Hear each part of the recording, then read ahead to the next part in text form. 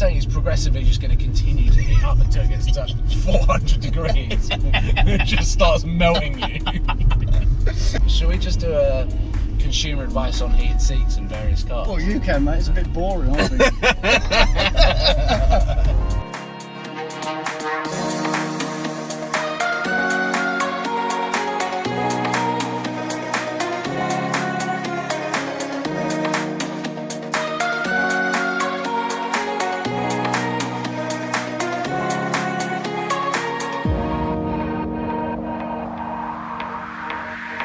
What is up, guys? Welcome to Supercars of London. Tony, hello. What's up? How you doing?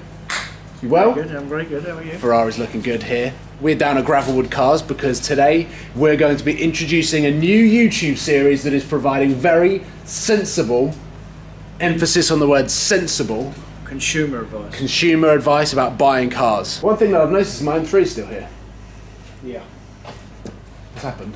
Because that's sold, right? No, we had a deposit on it, subject to finance, but we couldn't get the car on finance, so it is still available. Okay, so that is an announcement. My M3 is still available, but what we're thinking is we're going to revert it back to stock, right? I think so. Yeah. Freshen it up. Okay. Put it back to stock. Because reduce it a bit. Yeah. Okay. Well, that's what's going to happen. But we're not going to be driving that car today because this whole idea of this YouTube series, which is going to span across 2018, is showing what you can buy for different price brackets. We're going to be looking at 20,000, 5,000, 150,000 pounds, and everything like that. Because when I picked up my C63, Twitter and Instagram exploded from people asking about what's the best car you should buy for X amount of money, or do you think this is the right car to buy because this is how much I'm thinking about losing and everything like that. So before we go in the Audi S1, which is quite a good car to buy for £20,000. Yeah, it is. We're then going to go in a Mercedes A45 because that is nearing £40,000, so double the price. We're going to try and work out if there's a difference. Then, the exciting part is I'm going to drive a manual V8 R8. Complete different end of the spectrum. But only £5,000 more than the A45. Yeah. Interestingly enough. Interesting. But first, we need some fuel to function in this video, so we're going to jump in your Panamera Gran Turismo. Is that what it's called? It's a Panamera Turbo Sport Gran Turismo, something like that. No, not Gran Turismo, Turismo. Sport Turismo. Panamera Turbo Sport Turismo. Yes! I mean, let's just go. What do you think? It's mega, mate. Yeah? Honestly, it is mega. Aside from the looks, then? Don't you like the looks? I'm not a big fan of this rear. I get what they're trying to do, because they're trying to rival RS6. They're trying to rival those types of cars. You don't have the cool spoiler now, though. Mate, it's there. Look at it. It's wicked. No, that's so not subtle. Subtle. Did you say? Yeah, I think the back looks much better. I prefer the back to the front. Really? You don't know what you're talking about, anyway. That's true. Let's let's go GoPro setup, because surely the pie trick's the inside. Yeah. Oh, it is freezing. Sick party trick. Why is it not open for me? So someone don't nick it, mate, so you don't get carjacked. So it's got keyless entry. That's such a nuisance, though. Oh. So we come down to Gravelwood Cars because we're announcing that we're going to be working together this year on a very sensible / idiotic buyer's guide type series. Because I don't think anyone's really touched upon it, but it is one of the biggest topics that I get asked on Twitter and Instagram is, what's the best car you can buy for £5,000? What's the best car you can buy for £25,000? So I wanted to take all of your suggestions and try and cram into over a year long, because I think we're going to need a year long in terms of getting this, because the different stock that you get, but also going to different dealerships. I think a bit of organising. So we're going to try and tap into different price brackets and bring you guys some advice on buying.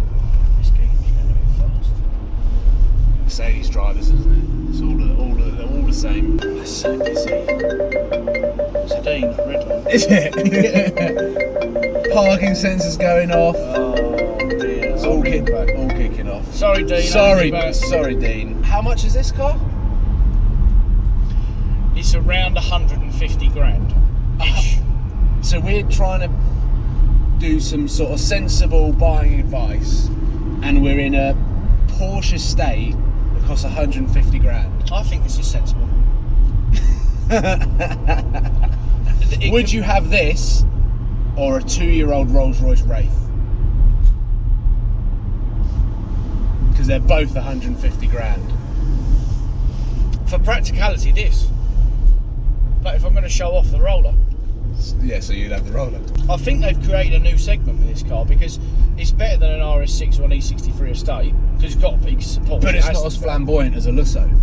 But it's not as flamboyant as a Lusso. But it's in the middle. But it's 100 grand less than a Lusso. It's 100 grand less than a Lusso. I heard that McLaren are building a competitor to this. Have you heard that? McLaren? Yeah. And obviously the Aston Martin Rapide. Yeah. Similar money. I'd like to think that they're going to redo the Rapide in something cooler with the new twin turbo 5.2 litre V12. Yeah. Because that will be cool. Or the V8. Oh, that needs a V12. Really? Yeah. Everything needs a V12. Yeah, I suppose. Yeah. This should have a V12. This should have a V12. The Rolls Royce has got a V12. Now, before we start driving this car, being the first car in this series, I would like to point out that this is very much an introduction to the series. This is not a fully fledged episode. This is us testing the waters, working out how we're going to go about finding these cars, because I can imagine in some instances the cars that we want to drive aren't in stock or gravel. Not always, yeah. So we're going to have to work on how we get all of the cars to drive. How do you do the... On the right, mate. Oh, that's the back one. That's the back one. There we go. Are you excited? Excited that you can't drive. Mate, you had an A1. I did. So how do you not remember? That's true, actually. These are actually cracking, these things. They're so much fun. So good. So Alex Carms has got an Audi S1, and I've spent a lot of time in it. So has he. Have you seen how filthy he's in there? He's right on in his He lives in it. I think he does live in it. In the actual episodes, we're going to be showing the cars in much more detail, showing you what you get for your money. But right now, we're just going to go for a drive and try and differentiate what are the different price points and what you get for them. For 20 grand, you get a lot of car for your money. You get a load of car. Quattro, manual gearbox, the right amount of power to put through a manual gearbox, meaning that you can chuck it around and have a lot of fun. Yeah. So this car would have been 30 grand new. Okay. Probably. Yeah. It might, because it's got quite a lot of options on it, so it might even have been a little bit more. Yeah. So at 20 grand, it's not 2 years old. It's done 10,000 miles. Yeah. It's like a third of its actual value from new. I feel like the size, the weight, the power, it deserves a manual gearbox. I think it's too slow for a paddle. Do you know what I mean? I think from a driving experience and involvement, you need a manual gearbox in a car like this. It's the same as the Focus RS. Anything for me over 400, 450 brake is fine for paddles. Under, manual. You prefer manual, okay. I'll tell you what is a good manual car, hot hatch, and it would only be good in a manual, I think, the Honda Civic Type R. Yeah. So It doesn't come with pedals. No. It's only manual. But I don't think that would suit a pedal. No. That is the right moment of having a manual gearbox in the right car. Let's spin round. Let's jump in the A45 because that is definitely not manual, but it is almost double the price of this. And double the horsepower. Yeah. Nearly. So let's try and work out whether we can find that extra 17 grand in that over this. Yeah. Because I love this car. Yeah. Would you like to buy it? Tony, I have stressed on many occasions that I'm not buying cars from you on this series. We're purely making a YouTube video. I'm now in the A45 AMG waiting for Tony, who is there on the phone, who's a very busy man, but has managed to put aside a couple of hours filming for me. But the attention to detail on the interior of this car is only done 2,500 miles. It is almost new, or feels new in here. The only A45 that I remember going in is Archie's car, which did not feel anywhere near as nice as this car. Sorry, Archie. There is red everywhere in this car, red calipers and the AMG upgraded wheels. The spec on this is amazing. Yeah, it's got everything. It's really, really nice. Let's start this beast up. It's got the upgraded AMG wheels, which is a must on all AMG cars. 100%. Do you remember when I was sending you C63s and you're like, they've got the wrong wheels on Yeah. it? And I am a massive fan of these wheels that are on the car. My AMG GTS had bigger version of these wheels on the car. Yeah. But I didn't realise just how important it was for resale, which is a massive part to buying a car. It's a big factor when it comes to buying a car, which is mental because you buy a car and you're in love with it and it's just this incredible feeling picking up a car. But you also have to realise that at some point you're probably going to want something else. Yeah, you're going to want the next thing. You're going to want to level up. Yeah. The spec on a used car probably doesn't make it worth a lot more money, if any, depending on the car. Yeah. It just makes it more desirable. So you want the one with the highest spec, essentially, because that's always going to be more desirable. Yeah. Coming from a car dealer, that's the sort of information you need. It's just going to make it more desirable as it stands out. Yeah. A45 AMG, one of the most capable cars, and it is one of the leading hot hatches, wouldn't you say? Yeah. Up there with RS3. Yeah. So the RS3 in this is what we would call a hyper hatch. Oh, I like that. Yeah. So they're the two fastest hot hatches you can buy, and that's quite a nice noise. That was a really nice noise. And for a 2 litre as well. Sounds good. Exhaust. Keep turning it off. Yeah, it's popping on the upshift. Yeah. And the down. Yeah.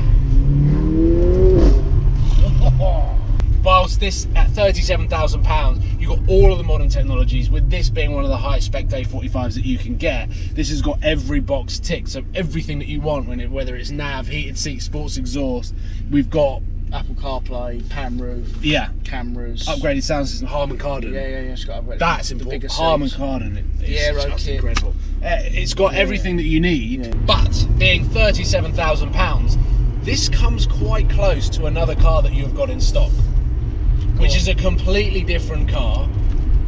But if you want a really exhilarating and involving drive that comes with some of the modern technologies that this car provides, some of the excitement that this car provides, but has a little bit of that Audi spice from the S1, talking about the R8, that is surely the entry level to a 2-seater super sports car. Yeah, it is. So I think we need to drive it, because those cars, I mean, look at that as a option. Collision assist. Collision assist. Is that what they call it? I don't know. Something like that. Yeah. Driving assist pack is what it is in Mercedes, yeah. Let's go and drive the R8, because it is worlds apart from this car.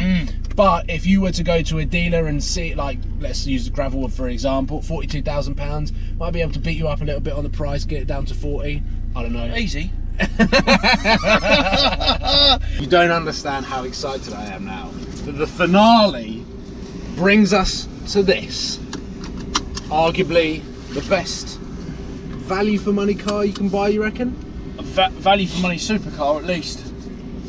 More sports car now, isn't it? Yeah, but supercar in its day. Well, exactly, that's it, because we've driven the S1 and the A45, and when you think about the price of that, this is why this video series is going to be so diverse and flexible, is that you can buy that car for what, 37, what was it again? 37 grand, I think the A45 was. 37 grand, and how much is this? 42. Bring back any memories, son? Mate, this is so nostalgic. So nostalgic, just building those revs up, and it's such a smooth revving car.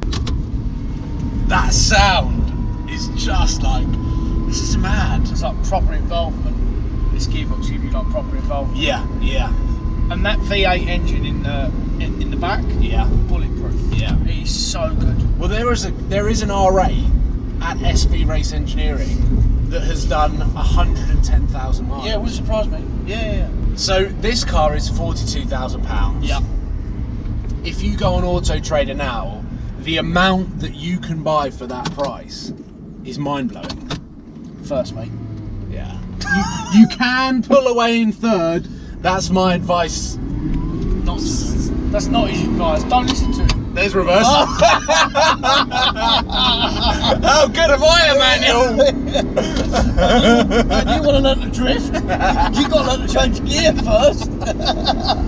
This is just a teaser of some of the cars that we're going to be driving, and we are going to be touching upon all ends of the spectrum. Try to give you some consumer advice. Consumer advice, but in a way that probably won't sound like consumer advice. price. Yes. This is going to be a list. This is going to be a video that you probably go back and watch a couple of times to pick out all of the sensible stuff. Yeah, because there's going to be a lot of it. This is just the beginning. This is like the launch episode as such. We're now going to be working hard behind the scenes, looking at the auto traders, looking at the piston heads, and coming up with a different price bracket. So comment below what price bracket you would like to see, and we're just going to do our best to try and hit every single price bracket, try and find the best car in that price bracket, and then how you would go about getting a good deal on it so that you don't lose money, whether finance is the best route, whether paying cash is the best route, or whether paying lease is the best route. Cảm ơn các bạn đã theo dõi. Các bạn hãy bấm like, comment và hãy bấm nút đăng ký để ủng hộ cho kênh mình nha.